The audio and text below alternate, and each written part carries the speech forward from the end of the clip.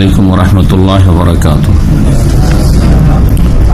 إن الحمد لله نحمده ونستعينه ونستغفره ونعوذ بالله من شرور أنفسنا ومن سيئات أعمالنا. من يهده الله فلا مضل له ومن يضلل فلا هادي له. وأشهد أن لا إله إلا الله وحده لا شريك له وأشهد أن محمدا عبده ورسوله صلى الله تعالى عليه وعلى آله وصحبه وسلم تسليما كثيرا. أما بعد، فقد قال شيخ الإسلام ابن تيمية رحمه الله تعالى: وإن كانت هذه مسألة عثمان وعلي رضي الله عنهما ليست من الأصول التي يضلل المخالف فيها عند جمهور أهل السنة، لكن التي يضلل فيها مسألة الخلافة، وذلك أنهم يؤمنون أن الخليفة بعد رسول الله صلى الله عليه وسلم أبو بكر ثم عمر ثم عثمان ثم علي، ومن طعن في خلافة أحد من هؤلاء فهو أضل من حمار أهله. মহান আল্লাহর সমস্ত প্রশংসা যে আল্লাহ রাব্বুল আলামিন আমাদের সৃষ্টি করেছেন এবং আমাদেরকে আদর্শ হিসাবে রাসূলুল্লাহ সাল্লাল্লাহু আলাইহি ওয়াসাল্লাম এবং তার সাহাবায়ে কেরাম রাদিয়াল্লাহু আনহুম খোলাফায়ে রাশিদিন তাদেরকে আমাদের পূর্বে প্রেরণ করেছেন। সালাতু ওয়া সালাম নাযিল হয়েছে মুহাম্মদুর রাসূলুল্লাহ সাল্লাল্লাহু আলাইহি ওয়াসাল্লামের উপর, যাকে আল্লাহ রাব্বুল আলামিন ফেরেশতা চরিত্রের সাহাবায়ে কেরাম খোলাফায়ে রাশিদিন দান করেছিলেন, যার তরবিয়তে এই সমস্ত ভালো মানুষরা যারা উম্মতের জন্য আদর্শ রাসূলুল্লাহ সাল্লাল্লাহু আলাইহি ওয়াসাল্লামের পর তারা তরবিয়ত নিতে পেরেছে। আমাদের ধারাবাহিক আলোচনা আকীদা ওয়াসিতিয়ার শেষের দিকে, পর্ব নম্বর 36। আজকে আমরা তিনটি বিষয় নিয়ে আলোচনা করব। তার প্রথম বিষয় হচ্ছে যা গত সপ্তাহের সাথে সম্পর্কিত।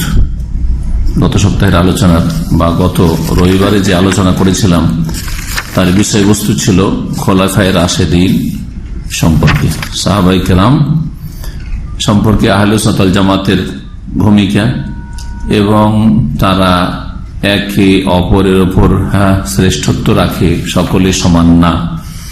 এর শেষ দিকে যে বিষয়টি নিয়ে আলোচনা হয়েছিল যে ওসমান এবং আলী রাদিয়াল্লাহু আনহুমা তাদের সম্পর্কে, তাদের খেলাফত সম্পর্কে এবং তাদের একজনের অপরজনের উপর ফজিলত সম্পর্কে, এই দুটো বিষয় ছিল। এই বিষয়টির সাথে সম্পর্কিত আলোচনা আজকে। তাতে আমরা যে বিষয়টি স্পষ্ট করেছি এই কিতাবে যা কিছু লিখেছেন ইমাম ইবনে তাইমিয়া রাহিমাহুল্লাহ তার আলোকে, তা হচ্ছে যে বিষয় আমাদের সামনে দুটি, একটি হচ্ছে খেলাফতের বিষয়, আরেকটি হচ্ছে মর্যাদার বিষয়, ফজিলতের বিষয়। খেলাফতের ক্ষেত্রে প্রথম খলিফা রাসূলুল্লাহ সাল্লাল্লাহু আলাইহি ওয়াসাল্লামের পরে আবু বকর সিদ্দিক, দ্বিতীয় খলিফা ওমর ফারুক, তৃতীয় খলিফা ওসমান রাদিয়াল্লাহু তাআলা আনহু। মাশওয়ারা, পরামর্শ, শুরার সর্বসম্মতিক্রমে যেহেতু তিনি নির্বাচিত হয়েছেন, তিনি হচ্ছেন বারহাক খলিফা। খেলাফতের ক্ষেত্রে তাকে অবশ্যই প্রাধান্য দিতে হবে, অগ্রাধিকার দিতে হবে, যেভাবে সাহাবায়ে কেরামরা দিয়েছেন, না হলে সাহাবায়ে কেরামদের মানহানি করলেন। দ্বিতীয় বিষয় হচ্ছে ফজিলতের বিষয়, মর্যাদায় উসমান রাদিয়াল্লাহু তাআলা আনহু বেশি মর্যাদা রাখেন নাকি আলী রাদিয়াল্লাহু তাআলা আনহু। এই বিষয়ে কিছু আহলে সুন্নাত যদিও দ্বিমত করেছে, তবে অধিকাংশ আহলে সুন্নাত ওয়াল জামাতের অভিমত হচ্ছে যে যেইভাবে আল্লাহ রাব্বুল আলামিন খেলাফত দিয়েছেন সাহাবায়ে কেরামদের পরামর্শের ভিত্তিতে, সেইভাবেই তাদের মর্যাদা আমরা বিশ্বাস করব। অর্থাৎ এ উম্মতের তৃতীয় ব্যক্তি রাসূলুল্লাহ সাল্লাল্লাহু আলাইহি ওয়াসাল্লামের পরে ওসমান রাদিয়াল্লাহু তাআলা, তারপরে চতুর্থ ব্যক্তি আলী ইবনে আবি তালিব রাদিয়াল্লাহু আনহুম আজমাইন। তারপরে এর সাথে সম্পর্কিত যে বিষয়টি আলোচনা করছেন সে সম্পর্কে শেখ সালেহুল ফাওজান হাফিজাহুল্লাহ তাআলা বলছেন, হুকম তাকদীম আলী রাদিয়াল্লাহু আনহু আলা গায়রিহি মিনাল খুলাফাইল আরবা ফিল খিলাফাত। আলী রাদিয়াল্লাহু তাআলা আনহুকে খেলাফতের ক্ষেত্রে চার খলিফার মধ্যে যদি কেউ অগ্রাধিকার দেয় বা প্রাধান্য দেয়, তার হুকুম কি? যেমন রাফিজি শিয়ারা এই ভ্রান্ত বিশ্বাস রাখে যে রাসূলুল্লাহ সাল্লাল্লাহু আলাইহি ওয়াসাল্লামের পরে আসল খলিফা এবং খলিফা হওয়ার হক কে রাখেন? আলী রাদিয়াল্লাহু তাআলা। সুতরাং তার সাথে যেন অবিচার করেছেন কারা?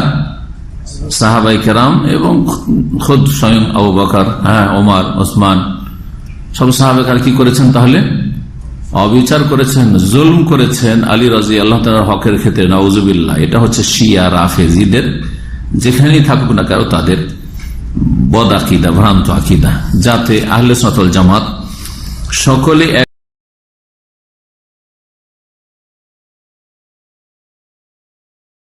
বেদাতিগুলি রয়েছে ভারত উপমহাদেশে, তারা সকলেই এতে বিশ্বাসী যে প্রথম খলিফা বারহাক হচ্ছেন আবু বকর সিদ্দিক, দ্বিতীয় খলিফা হচ্ছেন ওমর, তৃতীয় খলিফা হচ্ছেন ওসমান, এবং সকলের ক্ষেত্রে আমরা সকলেই, বিভিন্ন বিদআত থাকতে পারে মুসলিম সমাজে আহলে সুন্নাতদের মধ্যে যারা নিজেকে আহলে সুন্নাত বলে থাকে, কিন্তু রাফেজিদের ক্ষেত্রে আমাদের এই ক্ষেত্রে আমরা সকলে একমত যে তারা সকলে কি ছিলেন? বারহাক, হকপন্থী খলিফা ছিলেন। চতুর্থ খলিফা হচ্ছেন খলিফায়ে রাশেদ আলী রাদিয়াল্লাহু তাআলা আনহু। বলছেন কেউ যদি আলী রাদিয়াল্লাহু তাআলা আনহুকে অন্যান্য যে তিন খলিফা রয়েছেন তাদের উপর প্রাধান্য দেয়, তার হুকুম কি? এই মর্মে ইমাম ইবনে তাইমিয়া রাহিমাহুল্লাহ বলছেন, ওয়াইন কানাত হাযিহিল মাসআলাতু উসমান ওয়া আলী লাইসাত মিনাল উসুল আল্লাতী ইউদাল্লালুল মুখালিফু ফিহা ইনদা জুমহুর আহলিস সুন্নাহ। উসমান এবং আলী রাদিয়াল্লাহু আনহুমা, এই দুইজনের একটি হচ্ছে খেলাফতের বিষয় আর একটি হচ্ছে মর্যাদা ফজিলতের বিষয়। বলছেন ফজিলতের বিষয়ে কেউ যদি উসমান রাদিয়াল্লাহু তাআলার উপর আলী রাদিয়াল্লাহু তাআলা আনহুকে বেশি মর্যাদাপূর্ণ মনে করে, যে তার চাইতে তিনি শ্রেষ্ঠ, কেউ যদি এরকম মনে করে, তো তাকে কি পথভ্রষ্ট গুমরাহ বলা যাবে? অধিকাংশ আহলে সুন্নাতের নিকট বলা যাবে না।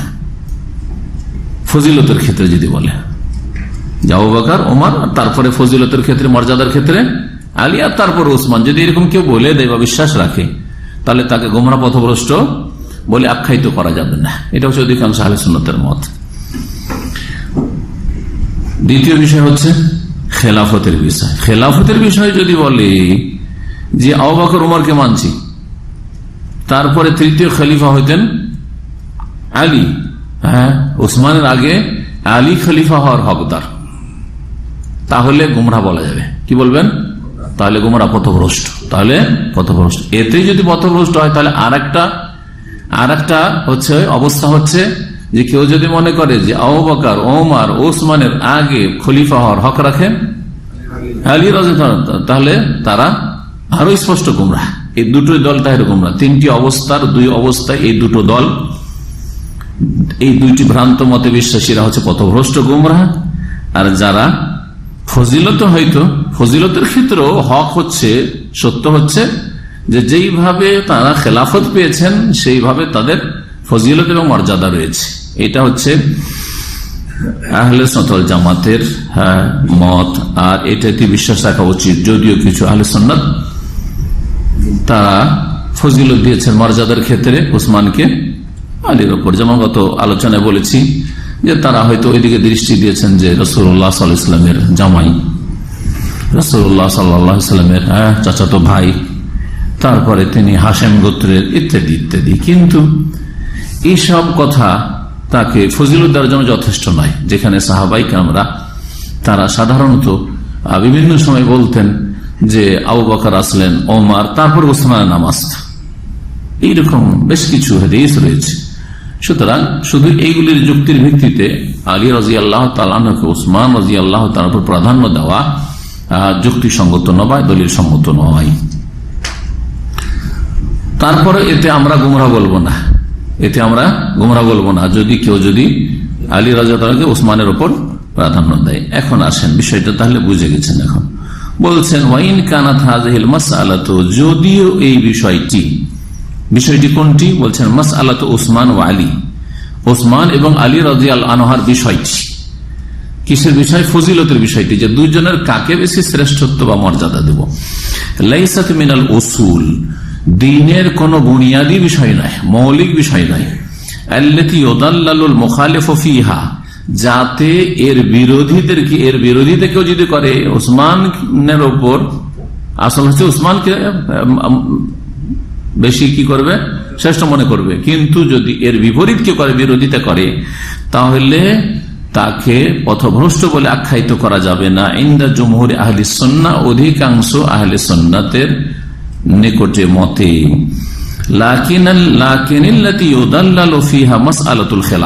তবে যেই বিষয়টিতে পথভ্রষ্ট বলে আখ্যায়িত করতে হবে, গোমরাহ বলা যাবে, সেটা হচ্ছে খেলাফতের বিষয়।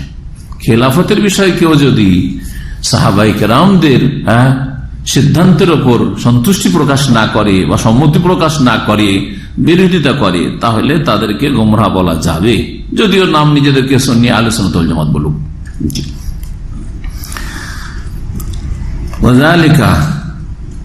এটা এই জন্যই যে আন্নাহুম ইউমিনুনা, আহলে সুন্নাত ওয়াল জামাতের বিশ্বাস, আন্নাল খলিফাতা বাদা রাসূলিল্লাহ সাল্লাল্লাহু আলাইহি ওয়াসাল্লাম, রাসূলুল্লাহ সাল্লাল্লাহু আলাইহি ওয়াসাল্লাম পরে খলিফা হচ্ছেন আবু বকর সিদ্দিক রাদিয়াল্লাহু আনহু, সুম্মা ওমর, তারপরে ওমর। যে রাসূলুল্লাহ সাল্লাল্লাহু আলাইহি ওয়াসাল্লাম পরে খলিফা হচ্ছেন আবু বকর। আবু বকর সিদ্দিক রাদিয়াল্লাহু আনহু খেলাফত আমল কতদিন জানা আছে? হ্যাঁ, না 3 বছর না, 2 বছর 3 মাস 10 দিন, একবারে দিনে দিনে গণনা করে যদি বলা যায়। তারপরে ওমর রাদিয়াল্লাহু আনহুর খেলাফত আনুমানিক 10 বছর, কিছু বেশি। আর তারপরে উসমান রাদিয়াল্লাহু আনহুর খেলাফত 12 বছর, 10 না 12 বছর। আর আলী রাদিয়াল্লাহু আনহুর খেলাফত 5 বছর, আনুমানিক 5 বছর। তাহলে হিসাব করেন তো টোটাল কত হয়? না মুখস্থ বলবেন, হিসাব করেন। 2 সোয়া 2, তখন 2 ধরেন, 2 আর 10 12, 12 12 2 24, 24 আর 5 29 হয়। 29 আর যে 3 মাস ওইদিকে আছে, আর প্রত্যেকের কিন্তু 12 বছর কয় মাস, এই 10 বছর কয় মাস, এরকম করে আছে। তা দিয়েও মোটামুটি না জুটলেও অনেকে বলেছেন যে হাসান রাদিয়াল্লাহু তাআলা আনহু কাছাকাছি 6 মাস খলিফা ছিলেন। মোটামুটি এই 4 খলিফাতে 30 বছর হয়ে যাচ্ছে। আর তারপরে হাসান রাদিয়াল্লাহু তাআলা আনহু খলিফায়ে রাশেদ, তাকেও বলা হয়েছে, তিনিও খলিফা রাশেদ। খলিফা রাশেদ আর খলিফাতে পার্থক্য হচ্ছে যে খলিফা রাশেদ যারা রাসূলুল্লাহ সাল্লাল্লাহু আলাইহি ওয়াসাল্লামের আদর্শ অনুযায়ী সার্বিক ক্ষেত্রে দেশ পরিচালনার জন্য চেষ্টা করেছেন, আর যারা রাসূলুল্লাহ সাল্লাল্লাহু আলাইহি ওয়াসাল্লামের আদর্শ অনুযায়ী দেশ পরিচালনা করেছে কিন্তু পুরোপুরি না, যেমন পরবর্তীকালে খলাফাগণ মুআবিয়া রাদিয়াল্লাহু আনহু থেকে শুরু করে বাকিরা। তো এই জন্য তাদেরকে খলিফায়ে রাশেদ বলা হয় না। অনেক পরে আসছেন খলিফা ওমর ইবনে আব্দুল আজিজ রাহমাতুল্লাহ আলাইহি, 100 হিজরিতে তার ইন্তেকাল। 40 হিজরিতে কিন্তু খেলাফতে রাশেদা শেষ হয়ে যাচ্ছে, 30 বছর। আর 10ম হিজরিতে রাসূলুল্লাহ সাল্লাল্লাহু আলাইহি ওয়াসাল্লাম বিদায় নিলেন, তাই না? তাহলে 40 হিজরিতে খেলাফতে রাশেদা শেষ, খলিফা হইলেন মুআবিয়া রাদিয়াল্লাহু তাআলা আনহু। 20 বছর খেলাফত থাকলো মুআবিয়া রাদিয়াল্লাহু তাআলা, তারপরে 60 হিজরি হলো, তারপর আরো 40 বছর চলে যান। বিভিন্ন উমাইয়াদের খলিফারা হইল, যারা অনেকে জুলুম অত্যাচার করলেন। আর তারপরে একজন এমন খলিফা আসলেন যিনি অনেক পরে আসলেও তার তরতিব, তার সিরিয়াল হচ্ছে খোলাফায়ে রাশেদিনের পরে পরে, আলী রাদিয়াল্লাহু তাআলার পরে, হাসান রাদিয়াল্লাহু তাআলার পরে, তাকেও 5ম খলিফায়ে রাশেদ বলা হয়েছে। তিনি হচ্ছেন ওমর ইবনে আব্দুল আজিজ রাহমাতুল্লাহ আলাইহি। কারণ তার সুবিচারের কারণে তিনি জীবনের প্রতিটি ক্ষেত্রে যথাসাধ্য রাসূলুল্লাহ সাল্লাল্লাহু আলাইহি ওয়াসাল্লামের আদর্শ মোতাবেক দেশ পরিচালনার জন্য সার্বিক চেষ্টা করেছেন। রাদিয়াল্লাহু আনহুম ওয়া আরদাহুম ওয়া রাহিমাহুমুল্লাহ জামিআন। তো রাসূলুল্লাহ সাল্লাল্লাহু আলাইহি ওয়াসাল্লাম খলিফা আবু বকর, সুম্মা ওমর, তারপরে ওমর, সুম্মা ওসমান, তারপরে ওসমান, সুম্মা আলী, তারপরে আলী। 4 খোলাফাকে খোলাফা আরবা বলা হয়, খোলাফায়ে আরবা বলা হয়। ওমান তাআনা ফি খিলাফাতি আহাদি মিন হাউলাই, এই 4 জনের খেলাফতের কোন একজনের খেলাফতিতে কেউ যদি আপত্তি তোলে বা কেউ যদি তাদের খেলাফত নিয়ে কেউ সমালোচনা করে, কেউ যদি বিরূপ ধারণা রাখে, বিদ্বেষ রাখে, যেমন রাফেজি শিয়ারা, এবং তাদের কিছু অনুসারী আছে যারা সরাসরি না করলেও তাদের কিতাবাদিতে এবং তাদের আচরণে, তাদের কথা তো বোঝা যায় উসমান রাদিয়াল্লাহু তাআলা সম্পর্কে তাদের বিভিন্ন লেখালেখি, যা আপনারা অনেকে হয়তো ওয়াকিফ হাল, তো এরাও ওই রকমই গোমরাহ যারা খোলাফায়ে রাশিদিন সম্পর্কে বিরূপ ধারণা রাখে বা খারাপ মন্তব্য করে অথবা অন্তরে কোন রকম বিদ্বেষ রাখে। জি, ফাহুয়া আদাল্লু মিন হিমারি আহলি, তাদের ক্ষেত্রে ইমাম ইবনে তাইমিয়া রাহিমাহুল্লাহর এই উক্তিটি ফিট হবে। যারা এই চার খলিফার কারো খিলাফতির কোন ক্ষেত্রে বলবে যে না না না না উনি এই কাজটা করেছেন যেটা ঠিক নয়, ঠিক হয় নাই, সে হচ্ছে নিজের বাড়ির গাধার চাইতেও বেশি অধম। আদাল্ল অধিক অধম। মিন হেমার আহলিহি মানে আরবিতে যেহেতু হেমার আহলি আর হেমার ওয়াহশি দুটো ভাগ আছে। হেমার ওয়াহশি বলা হয় নীল গাইকে, যারা বুঝে না এই টার্মটা তারা হেমার গোল মারা অনুবাদ করতে, অনুবাদক অনেকে আছে নাবালক, কথা বলছেন না, সাবালক না, বুঝে না আসলে, যার ফলে কি করেছে জঙ্গলি গাধা, ওটা হচ্ছে জঙ্গলি গাধা। তো বাংলায় তর্জমা করেছেন, বাঙালি জাতি জঙ্গলি গাধা কি বুঝবে, বা বন গাধা বুঝলে বা কি বুঝবে, বুঝবে নাকি? বন গাধা বললে বুঝবে?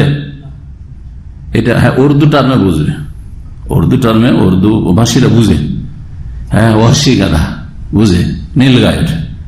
কিন্তু বাংলায় সহজে তো তর্জমা করে নীল গাই, তো বুঝবে না, বুঝবে না। অনুবাদককে একটু অকেফাল হইতে হবে। ঠিক তেমনি যেই গৃহপালিত গাধা, যে গাধার পিঠে মানুষরা চাপে, যে গাধাকে আমরা গাধা বলি, সেটাকে আরবিতে বলা হেমার আহলি। কি বলা হয় সেটাকে? হ্যাঁ, মানে ঘরের গাধা, বুঝছেন না? তো এখানে হেমারে আহলি কথাটি ওখান থেকে এসছে।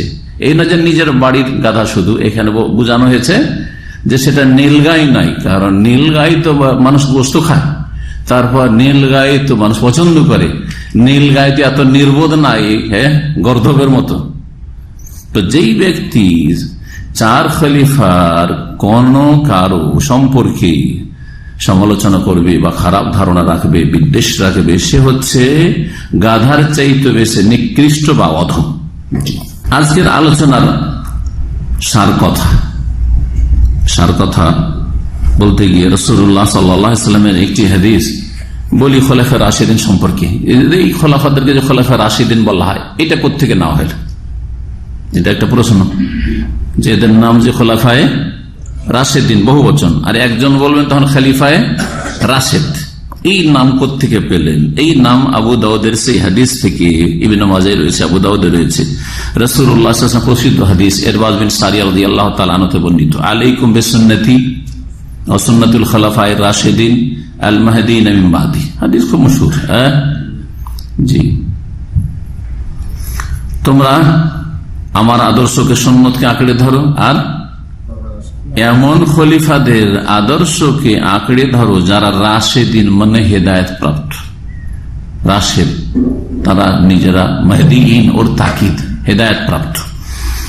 মিম্বাদি আমার পরে। তার রাসূলুল্লাহ সাল্লাল্লাহু আলাইহি ওয়াসাল্লাম এই হাদিসে একটা সার্টিফিকেট দিয়েছেন চার খলিফাকে, যে আমার জীবদ্দশায় শুধু তারা হেদায়েত প্রাপ্ত না, মিম্বাদি আমার পরেও তারা সারা জীবন কি থাকবে?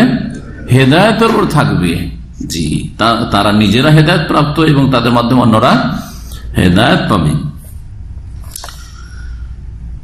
তো আজকের আলোচনা সার কথা সম্পর্কে শেখ সালেহ ফওজান হাফিজাহুল্লাহ বলছেন, ওয়াল হাসিলু ফি মাসআলাতি তাকদীম আলী রাদিয়াল্লাহু আনহু আলা গায়রিহি মিনাল খুলাফায়ে সালাসা।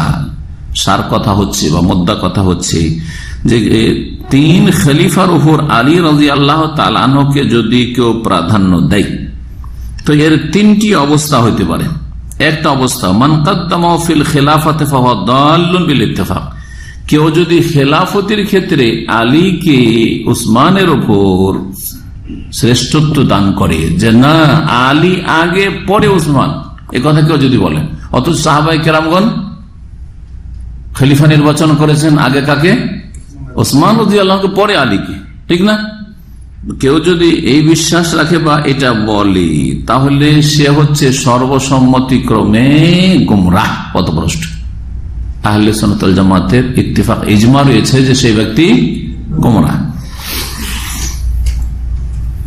দ্বিতীয় হচ্ছে মান কদ্দামাহু ফিল ফাদিলাতি আলা আবি বকর ওয়া ওমর ফাহুয়া দাল্লুন আইযান। কেউ যদি ফজিলতের ক্ষেত্রে বলে যে ঠিক আছে আমরা মর্যাদার ক্ষেত্রে আলী রাদিয়াল্লাহু তাআলা আনহুকে ওসমানের চাইতে শ্রেষ্ঠ মনে করি, এমনকি আবু বকর উমর চাইতে শ্রেষ্ঠ মনে করি, শিয়া রাফেজি যতগুলি শিয়া আছে সবাই একমাত্র জাইদি, শিয়াদের মধ্যে একটাই ফিরকা জাইদি আছে যাদের অবস্থান হচ্ছে ইয়ামানে।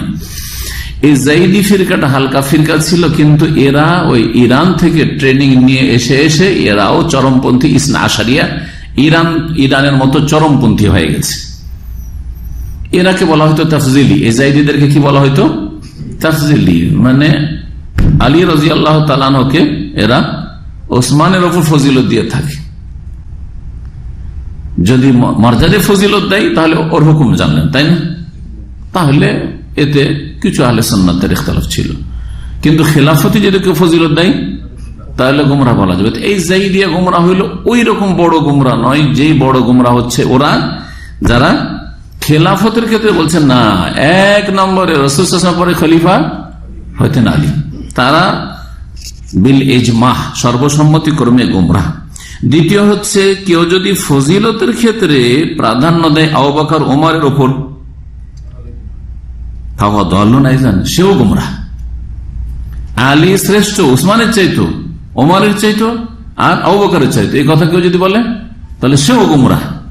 তৃতীয় অবস্থা হচ্ছে ওমান কদ্দামাহু আলা উসমান ফিল ফাজিলাতি ফালা ইউদাল্লালু, কেউ যদি উসমানের চাইতে বেশি মর্যাদাবান মনে করে আলীকে, তাহলে তাকে গুমরাহ পথভ্রষ্ট বলা যাবে না। ওয়াইন কানা হাযা খিলাফরা, যদিও এটা সঠিক মাসআলার পরিপন্থী, এটা ঠিক নাই, এটা যদিও ভুল, কিন্তু এই ক্ষেত্রে গুমরাহ পথভ্রষ্ট বলা যাবে না।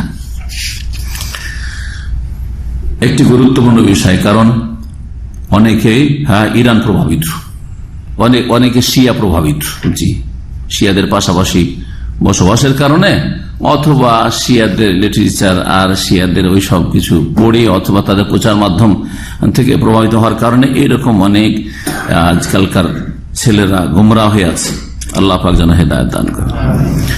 দ্বিতীয় যে বিষয়টি আজকের, সেটা হচ্ছে নবী করিম সাল্লাল্লাহু আলাইহি ওয়াসাল্লামের বংশধর আলে বাইতের মর্যাদা আহলে সুন্নাত ওয়াল জামাতের নিকটে।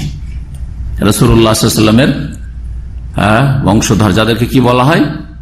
আলে বাইত বলা হয়। কি বলা হয়? এটা হচ্ছে সহি পরিভাষা টার্ম। এটাকে বাংলাদেশের পীর বিদাতীদের ভাষায় আওলাদে রসুল বলা হচ্ছে। কি বলা হচ্ছে? আওলাদে রসুল। আর যত পীর আছে সবাই দাবি করে আওলাদে রসুল। ভারত আর পাকিস্তান আর বাংলাদেশের যদি এই ধর্মীয় ইতিহাস পড়েন তো মনে হবে যে নবী পরিবার আওলাদে রসুল বা আলে বাইত আর কোন দেশে যায়নি। মক্কা তো থাকেনি, মদিনাও থাকেনি, আর কোন দেশে যায়নি, সব ভারত আর বাংলাদেশ পাকিস্তানে চলে গেছে, ঠিক না? এটি একটি ধর্ম ব্যবসা। কারণ নবী কারীমের বংশের নাম ভেঙে খাওয়া, মানুষের পকেট থেকে কিছু ঝাড়াঝাড়ি করে টানার চেষ্টা করা, পকেট ঝাড়া যা দিয়ে যতটা আসে এদের, জি হ্যাঁ, এই হচ্ছে ইনকাম সোর্স একটা। কিন্তু এগুলির কাছে কারো কাছে সাজারা নেই, সব জাল এগুলো, ইল্লা মাশাআল্লাহ। আর কেউ যদি ইয়াকিনের সাথে না বলতে নিশ্চিত না থাকে যে আমি রাসূলুল্লাহ বংশ বা কোন একজনের বংশ, আর এমনি দাবি করে সন্দেহের ভিত্তিতে অথবা শুনে শুনে দাবি করে, তার হুকুম জানেন? নবী কারীমের কঠোর শাস্তির কথা রয়েছে, আল্লাহর লানত রয়েছে ওই সমস্ত মানুষের ওপর, মানিদ্দা ইলা গায়রি আবিহি, যারা নিজের বাপ বা বংশ ছাড়া অন্য বংশের সাথে সম্পৃক্ত হবে। আমি হয়তো মর্যাদা বাড়াবার জন্য আমি বললাম, জানেন আমি শাহ ওলিউল্লাহ মুহাদ্দিস দেহলভীর বংশ, হ্যাঁ আমি হচ্ছি আমরা হচ্ছি ফারুকি, ওমর ফারুকের বংশের। আলে বাইত রাসূলের বংশ বলতে হবে, কুরাইশ বলতে হবে না। যদি এরকম কিছু বলেন বনি হাশিম বলার দরকার নেই। যদি বলেন যে আমি উসমানের বংশে, আমরা উসমানী, যদি বলেন যে আমি অমুক বংশের, আসলে ওই বংশের না, শুনে শুনে বলছেন, শুধু বাপ দাদা থেকে শুনেছেন শুধু। যেমন ভারত, বাংলাদেশ, পাকিস্তান এইরকম বহু দাবি রয়েছে, সৈয়দ, সিদ্দিক, এরা সিদ্দিকি, এরা অমুক, এরা তমুক, এগুলি সব শোনা নিসবত। কথা বোঝা গেছে?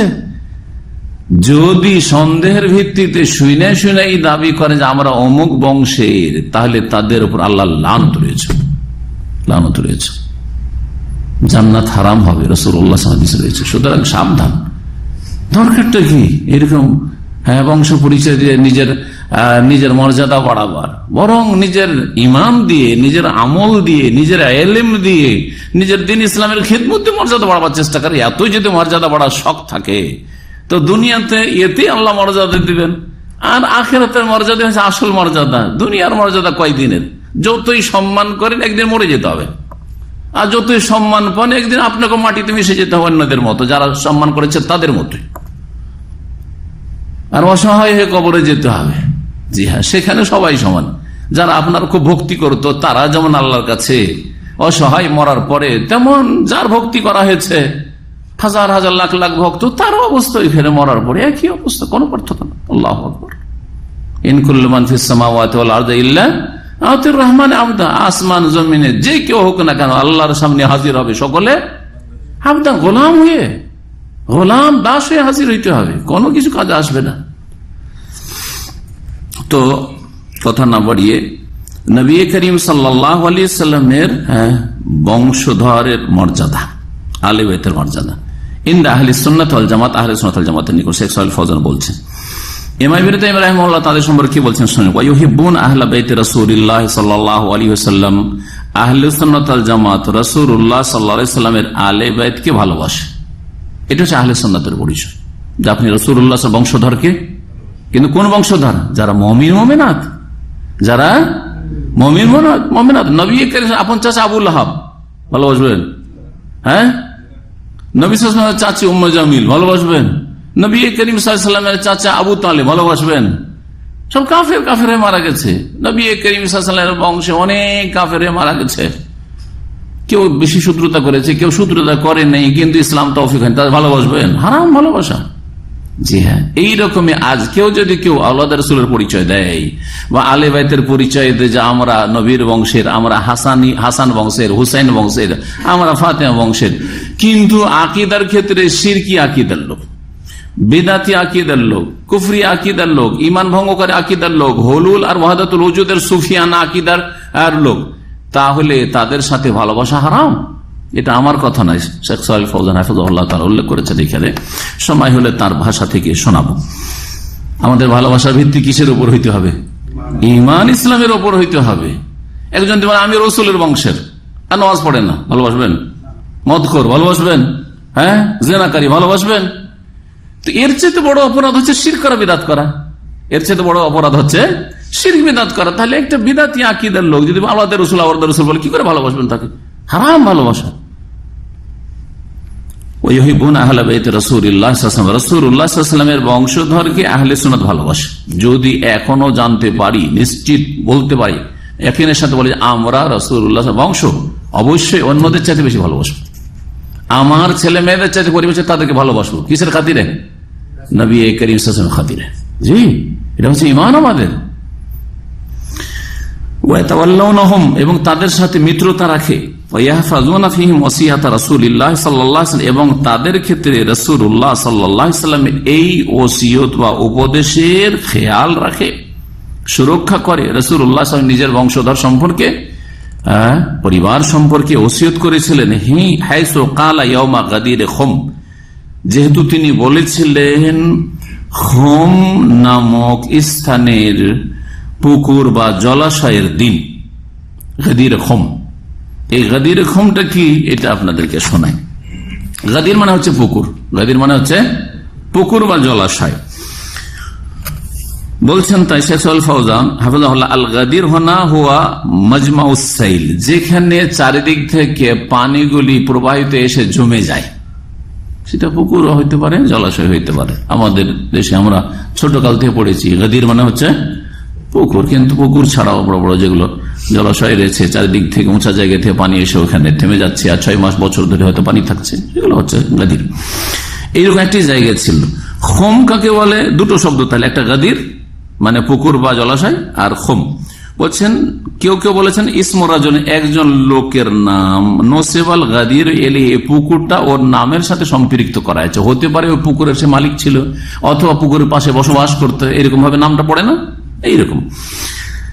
ওকিল আর কেউ কেউ বলেছেন না না, খম মানে হচ্ছে বন জঙ্গল, জি, যেখানে ঘন গাছপালা থাকে, এটা কি বলে খম বলা হয়, আরবিতে গিজাও বলা, আশজার আল মুলতাফ, জি হ্যাঁ, নিবিড় যেখানে জঙ্গলের মতো গাছপালা থাকে। নসিব হাজাল গাদির এলাইহা, এই পুকুর বা জলাশয়টিকে ওই বন জঙ্গলের সাথে সম্পৃক্ত করা হয়েছে, কারণ এই জলাশয়ের পাশে ঘন গাছ ছিল। এই জায়গাটি কোথায় ছিল বলছেন, এই জায়গাটি ছিল ওয়াহাদ আল গাদির কানাফি তারিকিল মদিনা, মদিনার রাস্তায়, মক্কা থেকে মদিনার রাস্তায় ছিল। নবী করিম সাল্লাল্লাহু আলাইহি ওয়াসাল্লাম বিদায় হজ থেকে ফেরার পথে এই রাস্তা হয়ে অতিক্রম করেছিলেন। মাররা বিহি সাল্লাল্লাহু আলাইহি ওয়াসাল্লাম ফি আউদাতিহি মিন হাজ্জাতিল ওয়াদায়ে, বিদায় হজের পরে মাত্র কয়েক মাস রাসূলুল্লাহ সাল্লাল্লাহু আলাইহি ওয়াসাল্লাম বেঁচে থাকছেন। জিলহজ মাসে ফিরে আসলেন হজ করে, আর তারপরে জিলহজ মাসের বাকি দিনটা গেল, মুহররম গেল, সফর গেল, আর রবিউল আউয়াল মাসের 12 তারিখে ইন্তেকাল হয়ে গেল। তো মোটামুটি 3 মাস ধরে নেন, 3 মাসে বেশি না, 3 মাস বেঁচে ছিলেন রাসূলুল্লাহ বিদায় হজের পরে। এই বিদায় হজ থেকে ফেরার পথে এই খুতবা দিয়েছিলেন, আর এই খুতবার অংশে রাসূলুল্লাহ নিজ বংশ সম্পর্কে উপদেশ দিয়েছিলেন যে আমার সাথে যাদের বংশীয় সম্পর্ক আছে তাদের সাথে তোমরা ভালো আচরণ করিও, তোমাদেরকে আল্লাহকে ভয় করতে বলছি। খাতাবা ফিহে, সেখানে বক্তব্য দিয়েছিলেন। ফাকানা মিন খুতবাতি, তার খুতবার একটা অংশ ছিল মা যাকারহু শেখ, যা এখানে শাইখুল ইসলাম ইবনে তাইমিয়া রাহিমাহুল্লাহ উল্লেখ করেছেন। সেটা কি ছিল? ওয়াযাক্কিরুকুমুল্লাহ ফি আহলি বাইতি, আল্লাহকে স্মরণ করিয়ে দিচ্ছি তোমাদেরকে আমার আহলে বাইত বা বংশধর সম্পর্কে, আমার পরিবারের সদস্যদের সম্পর্কে বা বংশধর সম্পর্কে তোমাদেরকে আল্লাহকে স্মরণ করিয়ে দিচ্ছি। মানে কি, যেমন আমরা আমাদের ভাষা বলি আল্লাহর দোহাই দিচ্ছি এদের ক্ষেত্রে, তার মানে এদের সাথে ভালো আচরণ করিও, খারাপ আচরণ করিও না। সুবহানাল্লাহ, রাসূলুল্লাহ সাল্লাল্লাহু আলাইহি ওয়াসাল্লাম ওহী ছাড়া কথা বলতেন না। তিনি ওহীর মাধ্যমে অনেক গায়েবের কথা জানতেন, সব গায়েব জানার তার কাছে চাবিও ছিল না, আর সব গায়েব জানতেনও না, কিন্তু বহু গায়েবের কথা জানতেন যা অন্যরা কেউ জানতো না। এটা অবশ্য জানতেন যে এমন একটা সময় আসবে যে আমার বংশের লোকদের সাথে দুর্ব্যবহার করবে কিছু লোকেরা। হাসান রাদিয়াল্লাহু তাআলাকে বিষ দিয়ে শহীদ করে দিল, যারাই করুক না কেন। হোসেন রাদিয়াল্লাহু তাআলাকে কারবালায় শহীদ করলো জালেমরা, ঠিক না? এইভাবে আরো যেসব আচরণ, এই কারবালার ঘটনাকে কেন্দ্র করে বংশের অনেক লোক সেখানে প্রাণ হারালো, শাহাদাত আল্লাহ যেন তাদের কবুল করেন। তো এইসব দিকে ইঙ্গিত করেছেন।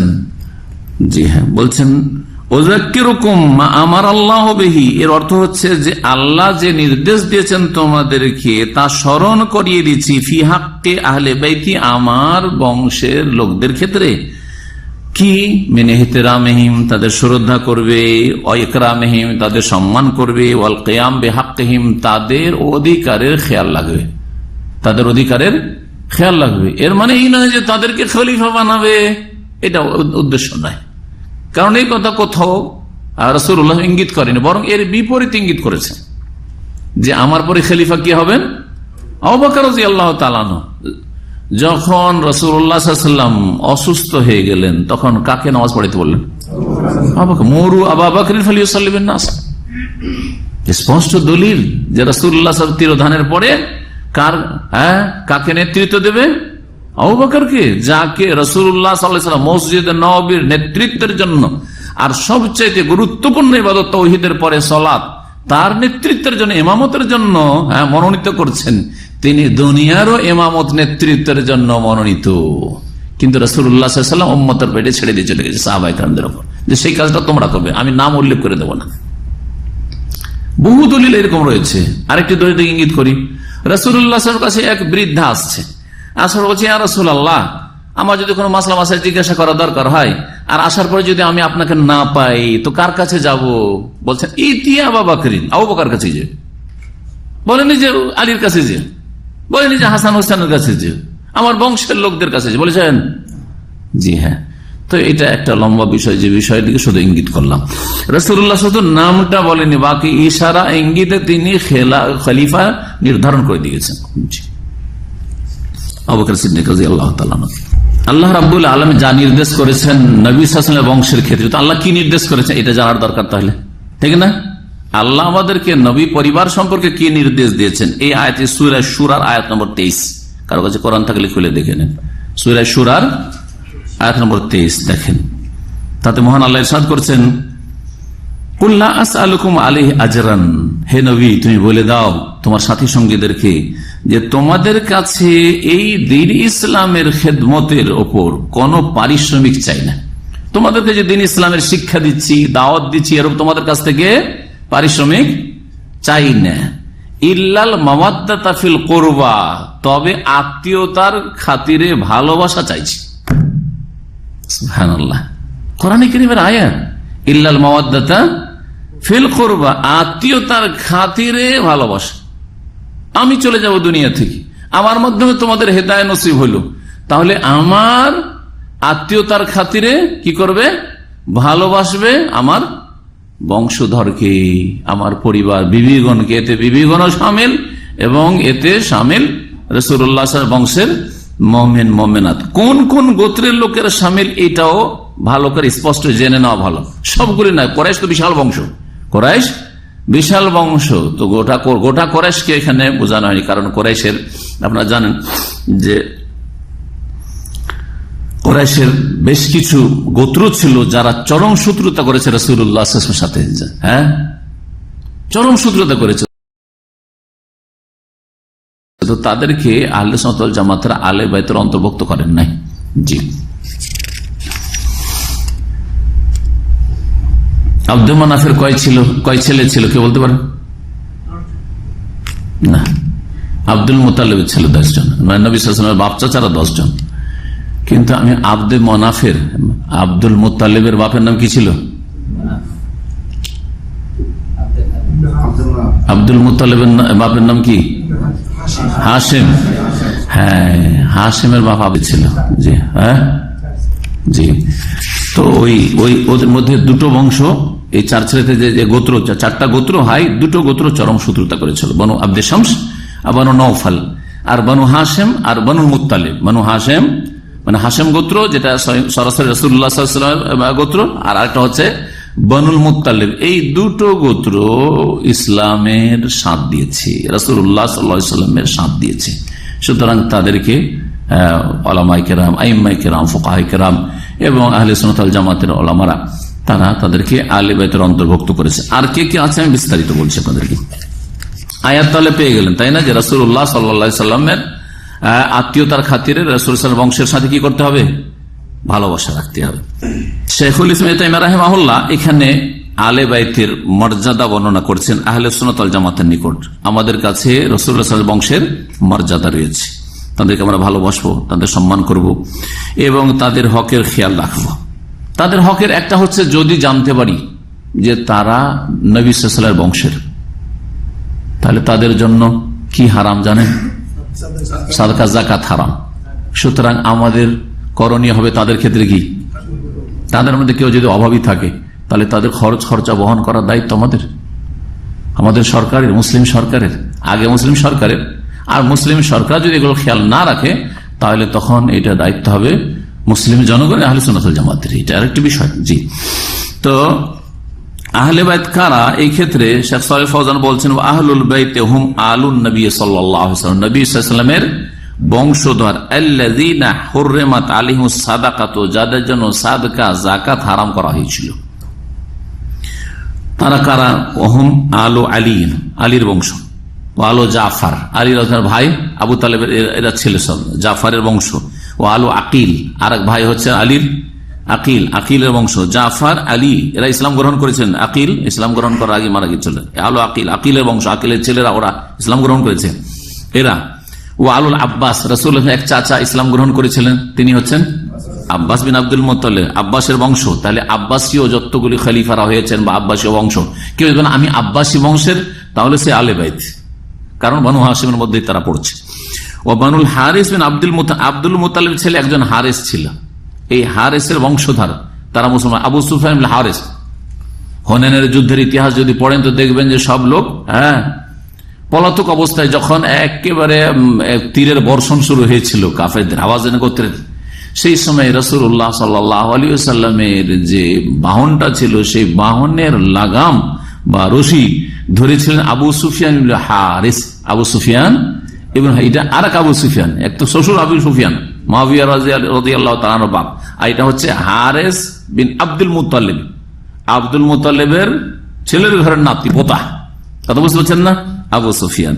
তো এই বানুল হারিস এরা হচ্ছে আলে বাইত, এদের বংশের যদি কেউ পরিচয় দিতে পারে যে আমি বানুল হারিস। এইরকমই ও আজওয়াজুন নবী সাল্লাল্লাহু আলাইহি ওয়াসাল্লাম, নবী করিম সাল্লাল্লাহু আলাইহি ওয়াসাল্লাম বিবিগণ উম্মাহাতুল, তারাও নবী পরিবারের, তারাও নবী পরিবার। এটা হচ্ছে আহলে সুন্নাত ওয়াল জামাতের আকীদা।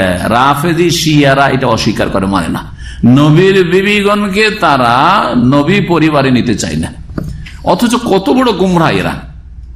আপনাকে একটা উদাহরণ দিয়ে বলছি। আপনি যদি বলেন যে আমার পরিবার, তো প্রথম কে আপনার পরিবার অন্তর্ভুক্ত হবে? প্রথম স্ত্রী, ঠিক কিনা? অথবা যদি আপনাকে জিজ্ঞাসা করে আপনার পরিবার পরিজন কেমন আছে, তো পরিবার মানে কি? স্ত্রী। পরিবার মানে প্রথম স্ত্রী, তারপর ছেলে মেয়ে। জি, আর বাপ মা সাথে থাকলে তাদেরকে, বা বেঁচে থাকলে তাদেরকে বলবেন যে তারাও আমার পরিবারের অংশ। কিন্তু আসল হচ্ছে শুরু করবেন আহল মানে স্ত্রী দিয়ে, স্ত্রী ছেলে মেয়ে। তাই নবী সাল্লাল্লাহু আলাইহি সাল্লামের বিবিগণ নবীর বংশে নবী পরিবার নয়, এটা কেমন কথা? জি হ্যাঁ, তাই বলছেন নবী করিম সাল্লাল্লাহু আলাইহি বিবিগণ উম্মাহাতুল মুমিনিন তারাও আলে বাইত। নবী সাল্লাল্লাহু মেয়েরা কয় মেয়ে? 4 মেয়ে। বানাতুহু মিন আহলে বাইতি, তার মেয়েরাও নবী পরিবার। যদিও বিয়ে হয়ে যাক, আপনার মেয়ের আমার মেয়েরা যদি বিয়ে হয়ে কোথায় চলে যায়, তারপর বলে যায় আমার পরিবারের সদস্য, বলবো না আমার পরিবার সদস্য। শ্বশুর বাড়ি গিয়ে সদস্য হয়েছে পরে হয়েছে, কিন্তু আসল হচ্ছে যে আপনার মেয়ে আমার মেয়ে আপনার পরিবারের সদস্য। জি, কামা কালা তাআলা, যেমন মহান আল্লাহ ইরশাদ করেছে, ইন্নামা ইউরিদুল্লাহু লিইয়ুযহিবা আনকুম রিজসা আহলাল বাইতি ওয়া ইউতাহহিরাকুম তাতহীরা। নিশ্চয়ই আল্লাহ রাব্বুল আলামিন চান যে হে নবী পরিবার তোমাদের থেকে, চান হে নবী পরিবার তোমাদের থেকে অপবিত্রতা দূর করতে, লিইয়ুযহিবা আনকুম রিজসা, যাতে করে তোমাদের থেকে অপবিত্রতা দূর করে দেন, আহলাল বাইত, হে নবী পরিবার। ইয়া আহলাল বাইত ছিল আসলে আল্লাহ রাব্বুল আলামিন। তাহলে নবী পরিবারকে সম্বোধন করে বলছেন যে তোমাদেরকে আল্লাহ চান না যে তোমরা কলুষিত হও, তোমরা অপবিত্র, মানে কি গুনাহ হচ্ছে অপবিত্রতা, কোন গুনাহের সাথে জড়িত থাকবে, কোন পাপের সাথে জড়িত থাকবে, কোন ভুলের সাথে জড়িত থাকবে, এটা যেন না হয়। সূরা আহজাবের আয়াত নম্বর 33।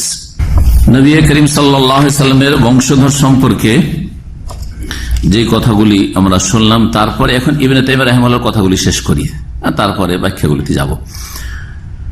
কি বলেছেন রাসূলুল্লাহ সাল্লাল্লাহু আলাইহি সাল্লাম? ওই গাদিরে খম নামক যে পুকুর বা জলাশয়, সেখানে যে খুতবা দিয়ে, সেই খুতবায় ওযাক্কিরুকুমুল্লাহ ফি আহলি বাইতি, যার ব্যাখ্যা করে দিয়েছি। ওয়াকালা আইযান লিল আব্বাস আম্মিহি, আপন চাচা আব্বাস রাদিয়াল্লাহু তাআলা আনহু সম্পর্কে বা তাকে বলেছিল, ওয়াকাদ ইশতাকা ইলাইহি, আব্বাস রাদিয়াল্লাহু তাআলা একদিন নবী সাল্লাল্লাহু আলাইহি ওয়াসাল্লামের কাছে অভিযোগ করলেন যে আমার সাথে কিছু লোকেরা খারাপ ব্যবহার করলো বা করছে।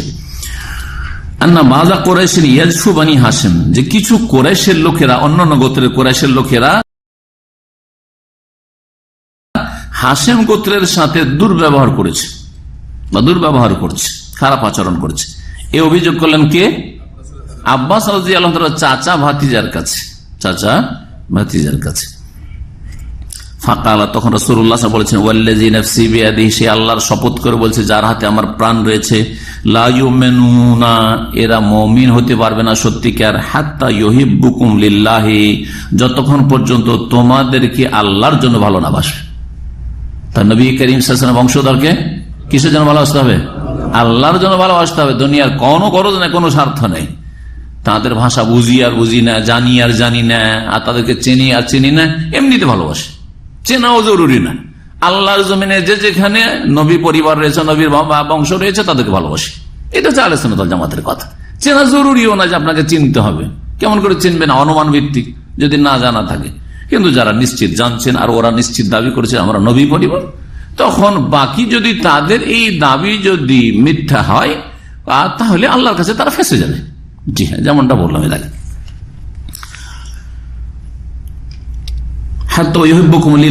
আল্লাহর জন্য ভালোবাসবে। আর কিসের জন্য? আর একটা শর্ত আছে, আল্লাহর জন্য আমরা কিন্তু সকলকে ভালোবাসবো। আমি আপনাদেরকে ভালোবাসি আল্লাহর জন্য, আর আপনারা আমাকে ভালোবাসেন কিসের জন্য? আল্লাহর জন্য। কিন্তু আর একটা পয়েন্ট রয়েছে নবী পরিবারের ক্ষেত্রে, যে জন্য তাদেরকে ভালোবাসতে হবে, সেটা হচ্ছে ওয়ালে কারাবাতি। আর আমার বংশধরকে ভালোবাসবে আমার আত্মীয়তার খাতিরে, আমার আত্মীয়তার খাতিরে। রাসূলুল্লাহ সাল্লাল্লাহু আলাইহি ওয়াসাল্লাম বলছেন। এটা রয়েছে মুসনাদ আহমদে, আর তাবরানির মুআজ্জামে কবির রয়েছে, আর মুসান্নাফ ইবনে আবি শাইবাতে রয়েছে এই হাদিসটি। আর একটি হাদিস রয়েছে নবী করিম সাল্লাল্লাহু আলাইহি ওয়াসাল্লাম বলেছেন, মুসনাদ আহমদ এবং সহিহ মুসলিমে রয়েছে, ইন্নাল্লাহ ইসতাফা বনি ইসমাইল। আল্লাহ রাব্বুল আলামিন প্রথম ইসমাইল বংশকে মনোনীত করলেন। আল্লাহ শেষ রসুল পাঠাবেন, দুনিয়ার কোন বংশে, কোন জমিনে, কোন এলাকায় পাঠাবেন, প্রথম আল্লাহ কি বাছাই করলেন? ইসমাইল বংশকে।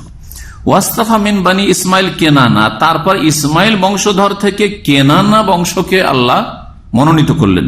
ওয়াস্তাফা মিন কেনানা, তা কোরাইশ, ওপর থেকে নিচে নেমে আসছে। জি, কেনানা বংশ থেকে কোরাইশ বংশকে আল্লাহ মনোনীত করলেন। ওয়াস্তাফা মিন কোরাইশ বানি হাশিম, আর কোরাইশ বংশ থেকে হাশেম গোত্রকে আল্লাহ রাব্বুল আলামিন কি করলেন? চয়ন করলেন বা মনোনীত করলেন। ওয়াস্তাফানি বানি হাশিমেতে মেলা সদস্য রয়েছে, ওর মধ্যে মেলা লোকেরা রয়েছে। কাকে নবী হিসাবে মনোনীত করলেন? ওয়াস্তাফানি মিন বানি হাশিম, আর আমাকে আল্লাহ মনোনীত করে রসুল করে বানি হাশিম গোত্র থেকে। এ হচ্ছে আল্লাহ রাব্বুল আলামিনের মনোনয়ন। তো এর দ্বারা আমরা কি জানতে পারলাম? যে হাদিসগুলি আমরা এখানে শুনলাম যে রাসূলুল্লাহ সাল্লাল্লাহু আলাইহি ওয়াসাল্লামের বংশধরকে ভালোবাসবো। কি কারণে? কয়টি কারণ। একটা হচ্ছে আল্লাহর জন্য, দিনই ভালোবাসা, তার মানে তাদেরকে দিনদার হইতে হবে, বেদিন হলে চলবে না। তার আল্লাহর জন্য কাকে ভালোবাসবেন? দিনদারকে না ভালোবাসবেন। 2 নম্বর কথা হচ্ছে যে ওয়ালে কারাবাতি, নবী সাল্লাল্লাহু আলাইহি ওয়াসাল্লামের আত্মীয়তার কারণে। আত্মীয়তা কোনো কাজে আসবে না যদি আল্লাহর সাথে সম্পর্ক ছিন্ন হয়ে যায়। হ্যাঁ, এজন্য আগে আল্লাহর সাথে সম্পর্ক, মুমিন হইতে হবে, সহি আকীদার হইতে হবে, শিরক বিদআত মুক্ত হইতে হবে, আর কুফরি মুক্ত হইতে হবে। তারপরে তখন ইমানটা টিকে থাকলে তখন নবী সাল্লাল্লাহু আলাইহি ওয়াসাল্লাম আত্মীয়তার ভিত্তিতে ভালোবাসা হবে। বলছেন যে 2 কারণে, শেখ সালেহ ফাউজান বলছেন যে তাদেরকে ভালোবাসতে হলে আমার এনে 2 কারণে। একটা হচ্ছে আত-তাকাররুব ইলাল্লাহ, আল্লাহর সান্নিধ্য লাভের উদ্দেশ্যে। নবী পরিবারকে ভালোবেসে আল্লাহর নৈকট্য লাভ করব। মুমিন মুমিনকে ভালোবাসে, এটা নেকির কাজ। এতে আপনার অন্তরে, এটা একটা আমল, অন্তরে এটা কি আমল, যে আপনি মুমিন হিসাবে মুমিনকে ভালোবাসেন, মুসলিম যে কোনো মুসলিমকে ভালোবাসেন, এর উপর নেকি রয়েছে, আল্লাহর সান্নিধ্য লাভ হয়। কেন? লিআন্নাহুম মিন আউলিয়াহি, কারণ তারা আল্লাহর আউলিয়া, আল্লাহর বন্ধু। মুমিনরা আল্লাহর বন্ধু, আর বিশেষ করে নবী সাল্লাল্লাহু আলাইহি ওয়াসাল্লাম বংশের লোকেরা যদি তারা সৎ হয় তাহলে আল্লাহর বিশেষ বন্ধু। জি। আসানি, দ্বিতীয় হচ্ছে লিকাউনিহিম কারাবাত রাসূলিল্লাহ সাল্লাল্লাহু আলাইহি ওয়াসাল্লাম, এই জন্য যে তারা রাসূলুল্লাহ সাল্লাল্লাহু আলাইহি ওয়াসাল্লামের আত্মীয়। ফি যালিকা ইরদাউন লাহু ওয়া ইকরামুন লাহু, যদি নবী সাল্লাল্লাহু আলাইহি ওয়াসাল্লামের বংশের খাতিরে তাদেরকে ভালোবাসি, এতে যেন নবী সাল্লাল্লাহু আলাইহি ওয়াসাল্লামকে আমরা রাজি করতে চাইলাম আল্লাহকে রাজি করার পরে। 2 নম্বর কথা, এর মাধ্যমে নবী সাল্লাল্লাহু আলাইহি ওয়াসাল্লামের শ্রদ্ধা সম্মান প্রদর্শন করলাম না? আমরা অনেক লোককে ভালোবাসি আর বলি যে একে ভালোবাসি অমুকের খাতিরে, ওর বাপের খাতিরে, ঠিক না, বা ওর মায়ের খাতিরে, বা ওর দাদার খাতিরে, করি না? তো রাসূলুল্লাহ সাল্লাল্লাহু আলাইহি ওয়াসাল্লাম এই ক্ষেত্রে সবচেয়ে বেশি হক রাখেন যে তার খাতিরে আমরা আহলে বাইতকে ভালোবাসবো। নবী করিম সাল্লাল্লাহু আলাইহি ওয়াসাল্লামের যে বংশ রয়েছে, বংশ পরম্পরা আদনান পর্যন্ত কোন এতে দ্বিমত নেই। 22 পুরুষ পর্যন্ত কোন দ্বিমত নেই। যারা বংশবিদ্যা সম্পর্কে যারা অভিজ্ঞ তাদের কাছে এতে কোনো দ্বিমত নেই। আর তারপরে আদনান থেকে শুরু করে ইসমাইল বা ইব্রাহিম আলাইহিস সালাম সম্পর্কে কিছু দ্বিমত আছে, কিছু সন্দেহ বা দ্বিমত আছে। যদিও এটি বংশ, কিন্তু ওই যে নামগুলির ক্ষেত্রে এই নামগুলির মধ্যে কোন হেরফের হওয়ার সম্ভাবনা আছে, এরকম দ্বিমত আছে। আর তারপরে ইব্রাহিম আলী ইসলাম থেকে শুরু করে আদম আলী ইসলাম পর্যন্ত যে বংশ পরম্পরা পৌঁছানো হয়েছে, সবগুলি কিন্তু পৌঁছানো হয়েছে, তাতে নিশ্চিত ভেজাল আছে। বুঝলেন আমার কথা? তার মানে রাসূলুল্লাহ সাল্লাল্লাহু আলাইহি ওয়াসাল্লামের বংশ পরম্পরা, যেটা সিলসিলা নাসাব বলে, আদম আলী ইসলাম পর্যন্ত, এটা কয় ভাগে বিভক্ত? তাহলে করলাম 3 ভাগে বিভক্ত। আদম থেকে শুরু করে ইব্রাহিম পর্যন্ত নিশ্চিত যাতে ভেজাল আছে, সন্দেহ আছে। নামগুলি সবগুলি সঠিক না যা লেখা হয়েছে তারিখ বা সিরাতের কিতাবাদিতে। আর ইব্রাহিম আলাইহিস সালাম থেকে শুরু করে আদনান পর্যন্ত এতে কিছু সন্দেহ আছে, কিছু ইখতিলাফ রয়েছে। তারপরে আপনার আদনান থেকে শুরু করে রাসূলুল্লাহ সাল্লাল্লাহু আলাইহি ওয়াসাল্লাম পর্যন্ত কোন রকমের সন্দেহ নেই, যা এখানে শেখ সালেহ ফাউজান হাফিজাহুল্লাহ তাআলা উল্লেখ করেছেন। মোহাম্মদ শুনে নেন আজকে বিন, যতটা জানেন বলেন, আব্দুল্লাহ বিন আব্দুল মুত্তালিব বিন হাশেম বিন আব্দুল মানাফ বিন কোসাই বিন কেলাব বিন মুর্রা বিন কাব বিন লুয়াই বিন গালিব বিন ফেহের বিন মালিক বিন নদর বিন কেনানা, এই যে কেনানার কথা একটু আগে দিয়েছে বলেন না, কেনানা বিন খুজাইমা বিন মুদরেকা বিন ইলিয়াস বিন মুদার বিন নাজার বিন মাদ বিন আদনান। 16 আর 4 20, আর এই যে 2 22, হ্যাঁ না, 22 পিড়ি আমরা বলি, পিড়ি বুঝেন আপনারা, 22 পুরুষ আর কি।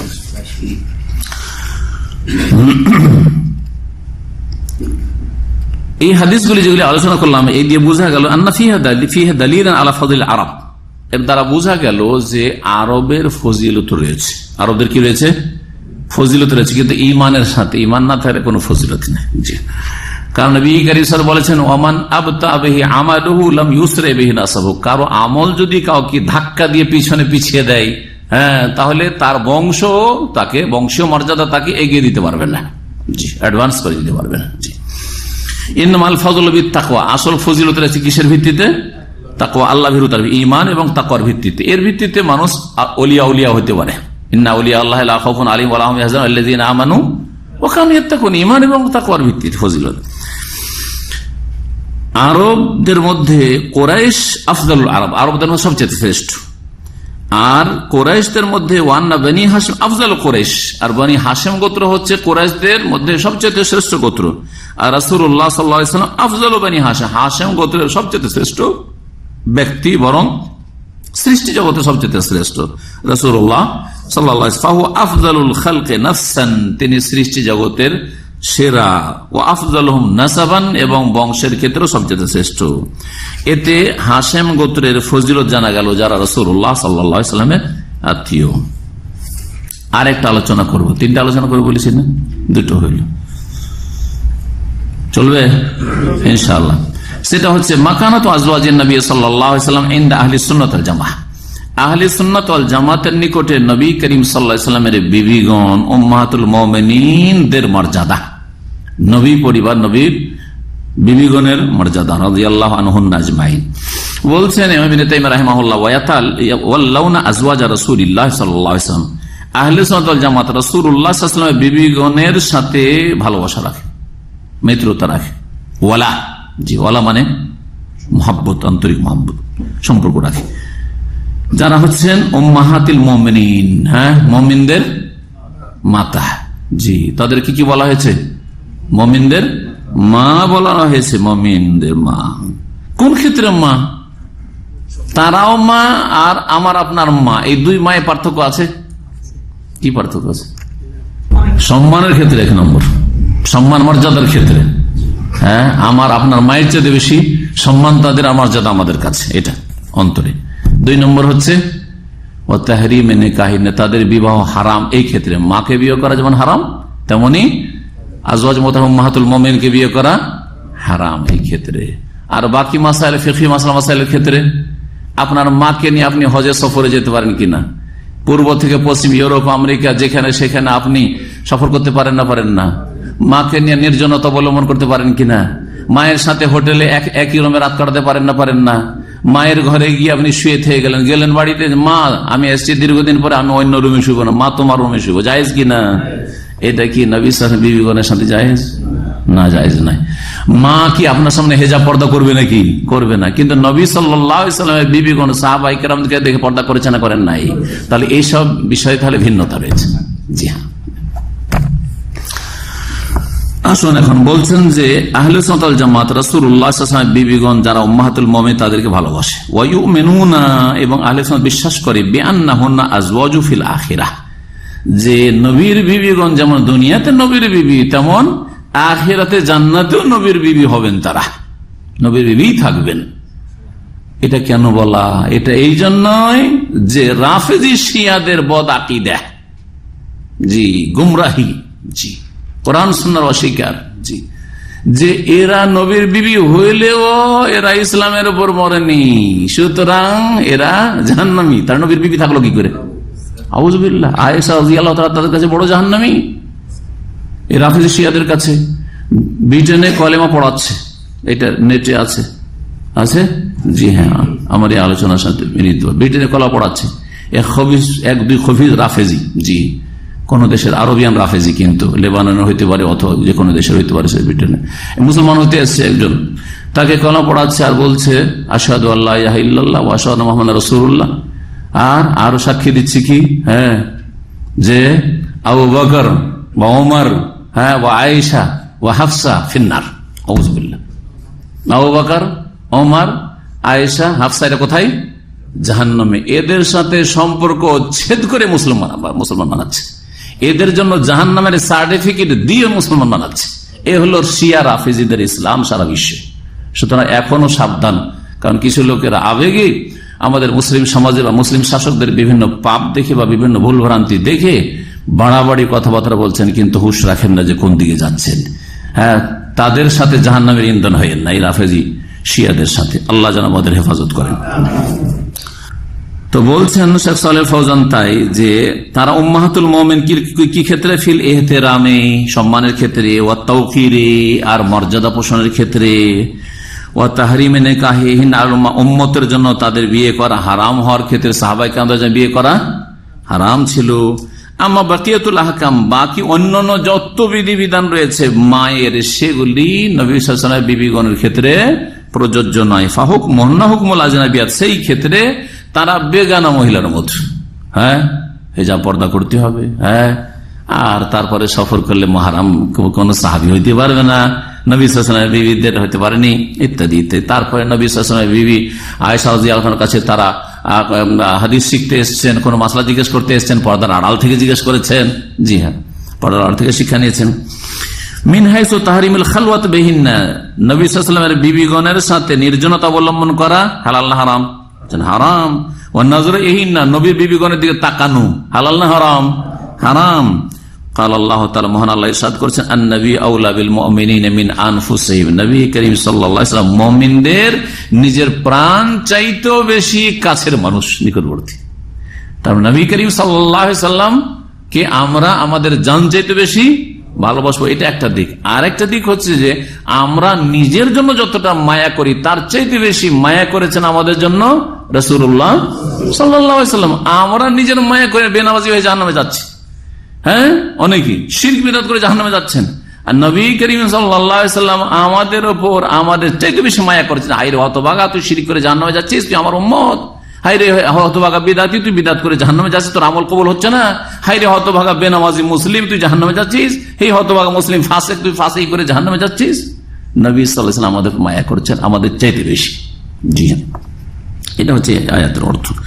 ওয়া আজওয়াজুহু উম্মাহাতুহুম, এবং নবীর বিবিগণ হচ্ছে, হ্যাঁ নবীর বিবিগণ হচ্ছেন উম্মাহাতুহুম, তাদের মা। কাদের মা? উম্মতের, হ্যাঁ যারা লোক তাদের মা। সূরা আহজাব আয়াত নম্বর 6। জি, আরো মহান আল্লাহ ইরশাদ করেছেন সূরা আহজাব আয়াত নম্বর 53-তে, ওয়ামা কানা লাকুম আন তুযু রাসূলুল্লাহ, তোমাদের জন্য জায়েজ নয় যে তোমরা রাসূলুল্লাহ সাল্লাল্লাহু আলাইহি ওয়াসাল্লামকে কষ্ট দেবে। ওয়ালা আন তানকিহু আজওয়াজাহু মিন বাদি আবাদা, আর এটাও জায়েজ নয় যে তারপরে তার বিবিগণকে বিবাহ করবে। ইন্না যালিকুম কানা ইনদাল্লাহি আযীমা, কারণ নবীর বিবিদেরকে কোন সাহাবীর বিয়ে করা হচ্ছে মহাপাপ আল্লাহর নিকটে। আযীমান মানে জম্মান আযীমান, মহাপাপ, মহা অপরাধ। জি, কারণ কারো বিবিকে বিয়ে করা সেটা এমনিতেই ওই ব্যক্তিকে, যে ব্যক্তি আগের স্বামী ছিল তাকে এটা কষ্ট দেওয়ার না? হ্যাঁ, ধরেন তালাক হয়েছে, তারপরেও অমুকের বিবিকে বিয়ে করেছে, আপনার সাথে আন্তরিকতা তার আসবে না, একটা কষ্ট তার থাকবে যে আমার বিবিকে বিয়ে করেছ, হবে না? হবে না। এর জন্য কোন রিয়াকশন দেখানো যায় না, কিন্তু কথা হচ্ছে যে কারো বিবিকে বিয়ে করাটা হচ্ছে কষ্ট দেওয়ার একটা দিক। এই জন্য রাসূলুল্লাহ সাল্লাল্লাহু আলাইহি ওয়াসাল্লাম যে কোন রকম কষ্ট দেওয়া হারাম, তার মধ্যে একটা হচ্ছে যে তার বিবিগণকে বিয়ে করে নবী সাল্লাল্লাহু আলাইহি ওয়াসাল্লামকে কষ্ট দেওয়া হচ্ছে হারাম। তাই আল্লাহ ঘোষণাই করেছে ওয়ালা আনতানকিহু আজওয়াজাহু মিন বাদিহি আবাদা, নবীর পরে কখনো তার বিবিদের কাউকে বিয়ে করতে পারবে না তোমরা। এটা আল্লাহ তো কোরআনে কারিমে বর্ণনা করেছেন যে তারা আমাদের মা, সেজন্য বিয়ে করতে পারবো না আমরা, ঠিক না? বা সাহাবারা পারবেন না। কিন্তু বিদাতিরা কি লিখেছে জানেন? হ্যাঁ, মারিফুল কোরআনে বিদাতিরা কি লিখেছে জানেন? হ্যাঁ, কি লিখেছে? যে নবীর বিবিদের যে বিয়ে করতে উম্মতরা পারবে না, সাহাবীরা পারবে না। এই জন্য পারবে না যে একটা কথা এও বলা হয়েছে যে নবী বেঁচে আছেন, আর বেঁচে থাকা মানুষের স্ত্রীকে বিয়ে করা যায় না। তো নবী বেঁচে আছেন সেই জন্য তার বিবিকে বিয়ে করা যায় না, এতে তো কোনো সম্মান প্রদর্শন করলেন না। কারণ একজন সাধারণ থেকে সাধারণ মানুষ, এমনকি একজন যদি অমুসলিমও হয় আর সে তার স্ত্রী বিবাহ বন্ধনে আছে, তাকে বিয়ে করা কোনো মুসলিমের জন্য জায়েজ নাই। তাহলে আপনি কোন মর্যাদা দিলেন এই ব্যাখ্যা করে নবীর? বুঝছেন আমার যুক্তিটা? বুঝেছেন না বোঝেন নাই? আল্লাহ মর্যাদা দিয়েছেন যে তার বিবিরা মায়ের তুল্য, আর তিনি হচ্ছেন বাপের তুল্য। সুতরাং মায়েদেরকে বিয়ে করা যেমন তোমরা কখনো করতে পারো না, তেমন নবীর বিবিগণকে তোমরা বিয়ে করতে পারবে না। এই জন্য নয় যে তিনি বেঁচে আছেন সেই জন্য বিয়ে করতে পারবে না। যে কোনো মানুষের স্ত্রীকে বিয়ে করতে হবে যতক্ষণ পর্যন্ত তালাক ইদ্যত না পার হয়েছে। শুধু তালাক না, ইদ্যত পার হইতে হবে। তাহলে নবী সাল্লাল্লাহু আলাইহি ওয়াসাল্লামের মানহানি করলো না বিদাতিরা এই ব্যাখ্যা করে? মানহানি এটা ভালো করে মনে রাখতে হবে। ঠিক, তারা যে বেগানা মহিলা বললাম, এর দলিল কোরআনে কারীমের সূরা আহজাব আয়াত নম্বর 53 তে বলছেন ওয়াইজা সাআলতুমুহুন্না মাতাআন ফাসআলুহুন্না মিন ওয়ারাই হিজাব, যখন তোমরা নবীর বিবিদের কাছ থেকে কোনো মাল সামান কোনো কিছু চাইতে ইচ্ছা করবে বা চাইবে, যে কোনো কিছু লাগবে ভেতর থেকে, তাহলে তাদের কাছ থেকে চেয়ে নেবে ফাসআলুহুন্না মিন ওয়ারাই হিজাব, পর্দার আড়াল থেকে। তো মা মানে নিজের মায়ের মতো যদি সার্বিক দিক থেকে হইতো তাহলে পর্দার আড়াল থেকে চাওয়ার কি দরকার? মায়ের কাছে গিয়ে পর্দার আড়াল থেকে চান, ঠিক না? তাহলে বোঝা গেল যে হেজাবের ক্ষেত্রে, তারপরে বিবাহ হারাম হওয়ার ক্ষেত্রে, তার নির্জনতা অবলম্বন করা যে হারাম, এসব ক্ষেত্রে, সফর করার ক্ষেত্রে নবীর বিবিগণ অন্যান্য সাধারণ মুমিনদের মতো মানে বেগানার হুকুমে, আর কি বেগানা মর্যাদার ক্ষেত্রে নয়, বেগানার হুকুমে, ফিকহি মাসালাই। তাই বলছেন ফাহুন্না উম্মাহাতুল মুমিনিন, তারা হচ্ছেন মুমিনদের মা, ফিল ইহতিরাম সম্মানে ওয়া তাহরিমে, আর হারাম হওয়ার ক্ষেত্রে, লা ফিল মাহরামিয়াতে, মাহরাম হওয়ার ক্ষেত্রে না। অর্থাৎ কোন সাহাবী নবীর বিবিগণের মাহরাম হতে পারে না যদি বংশীয় সম্পর্কে মাহরাম না হয়ে থাকে। জি, তারপরে অল্প একটু আছে যেটা আমরা এখানে ইবনে তাইমিয়া রাহিমাহুল্লাহর কথা আপনাদের সামনে শোনাই। বলছেন নবী সাল্লাল্লাহু আলাইহি বিবিগণ দুনিয়াতেও তার বিবি এবং আখিরাতেও নবী সাল্লাল্লাহু আলাইহি ওয়াসাল্লামের বিবি থাকবেন। খুসুসান খাদিজা, বিশেষ করে খাদিজা রাদিয়াল্লাহু আনহার যে মর্যাদা রয়েছে অন্য কোন বিবির সে মর্যাদা নেই। আর তারপরে যে মর্যাদা রয়েছে, বড় মর্যাদা কার?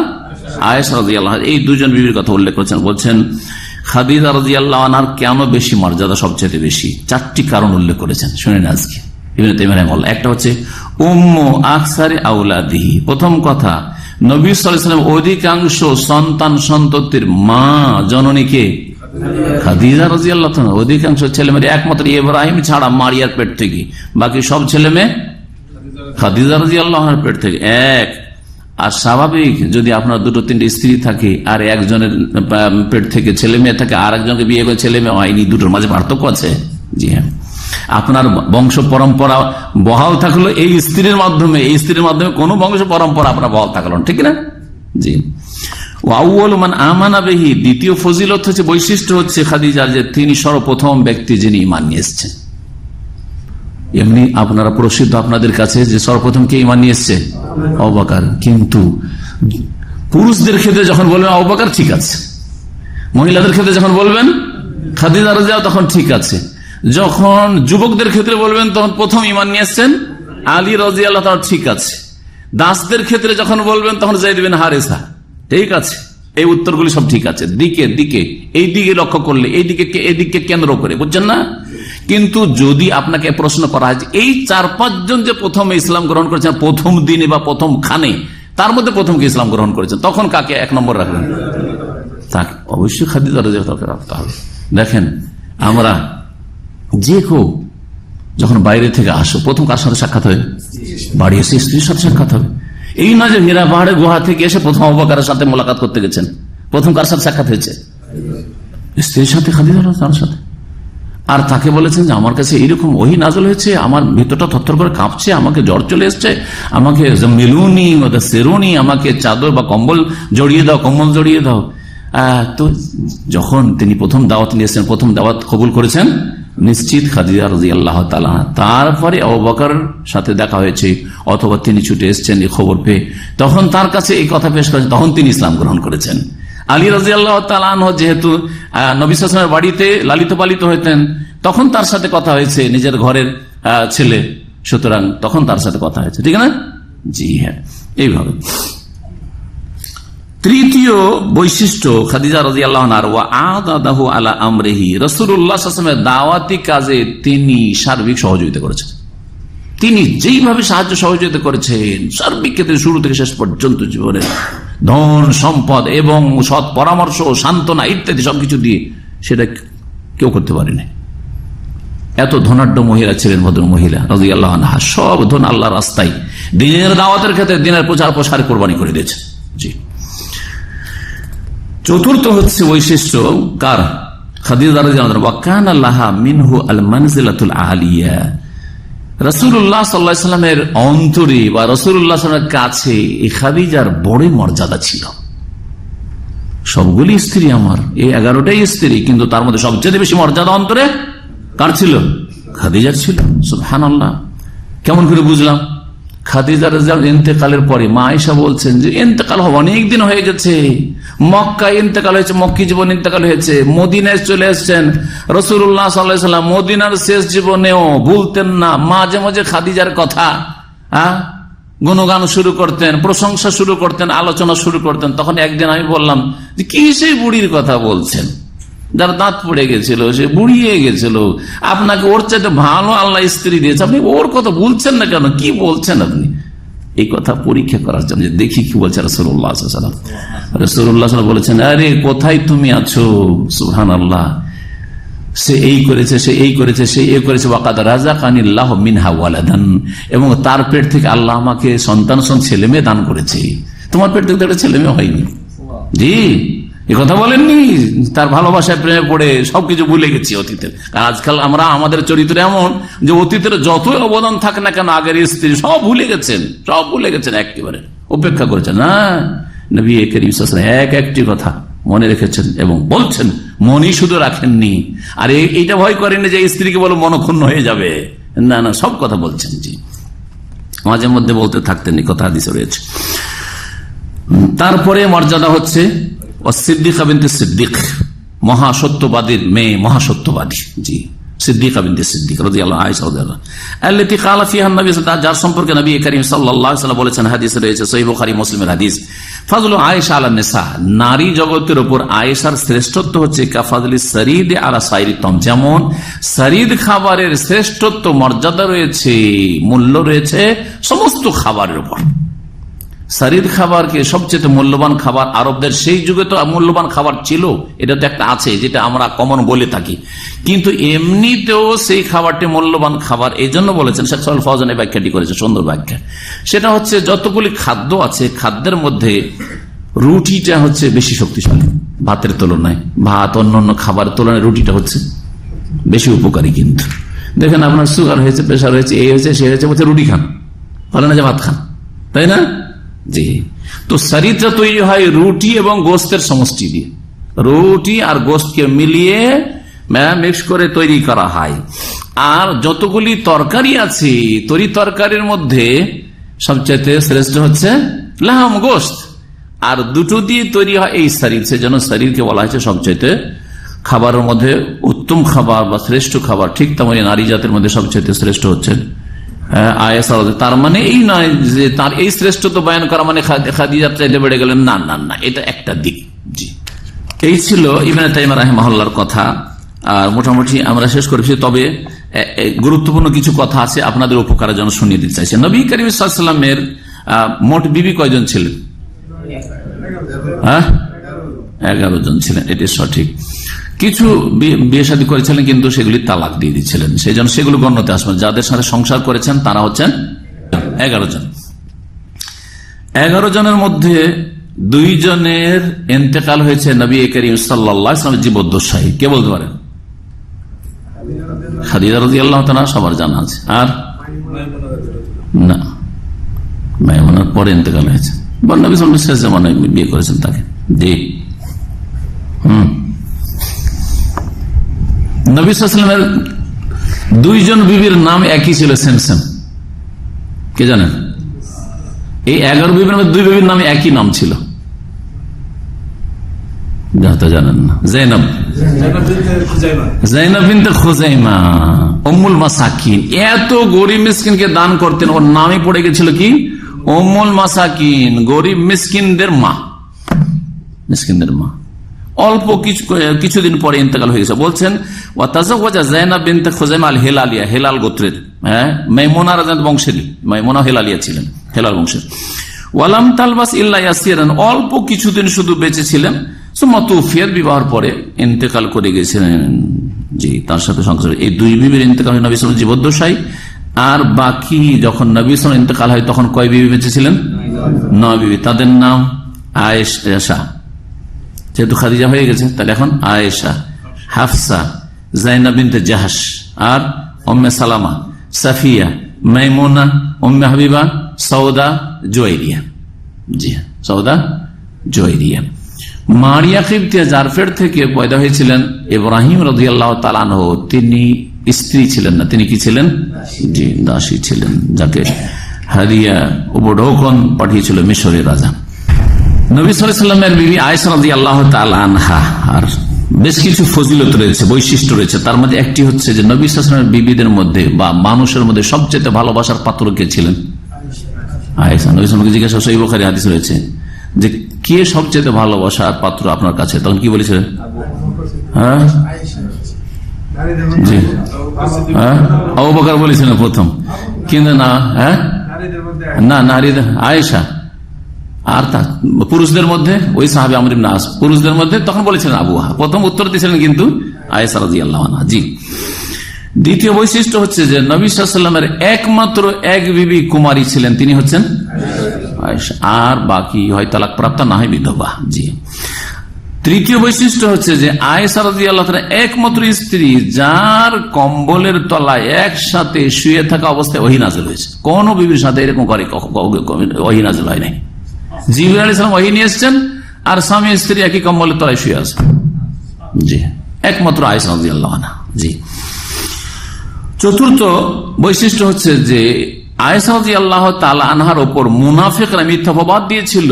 এই অপবাদের নিরসনের জন্য বা খণ্ডনের জন্য তো আল্লাহ এমনি একটা ওহী করতে পারতেন, কোরআন ছাড়াও হাদিসের ওহী, কিন্তু আল্লাহর 12টি আয়াত নাযিল করেছেন। জি, আয়াত নাযিল করে আল্লাহ রাব্বুল সূরা নূরে তার পবিত্রতা এবং সতীত্বের ঘোষণা করেছেন। জি, 5 নম্বর বৈশিষ্ট্য হচ্ছে যে নবী সাল্লাল্লাহু আলাইহি ওয়াসাল্লাম বিবিদের মধ্যে সবচেয়ে বেশি বড় আলেমা ছিলেন আর জ্ঞানী ফাকিহা ছিলেন আয়েশা রাদিয়াল্লাহু আনহা। জি, 6 নম্বর বৈশিষ্ট্য আমার উল্লেখ করেছেন, সাহাবায়ে কেরামদের কাছে যখন কোনো জটিল মাসলা আসতো, কারো কাছে জবাব খুঁজে পেতেন না, তখন কোথায় গিয়ে শরণাপন্ন হইতেন? আয়েশা। চলো আয়েশা রাদিয়াল্লাহু জিজ্ঞেস করি, তার কাছে ইলম পাবো, কিছু না কিছু তার কাছে এর উত্তর জানা আছে। জি হ্যাঁ। 7 নম্বর বৈশিষ্ট্য যে আয়েশা রাদিয়াল্লাহু তাআলা আনহা এমন বিবি যে নবী করিম সাল্লাল্লাহু আলাইহি ওয়াসাল্লাম ইন্তেকাল হয়েছিল আয়েশা রাদিয়াল্লাহু তাআলার কোলে মাথা রেখে। জি হ্যাঁ।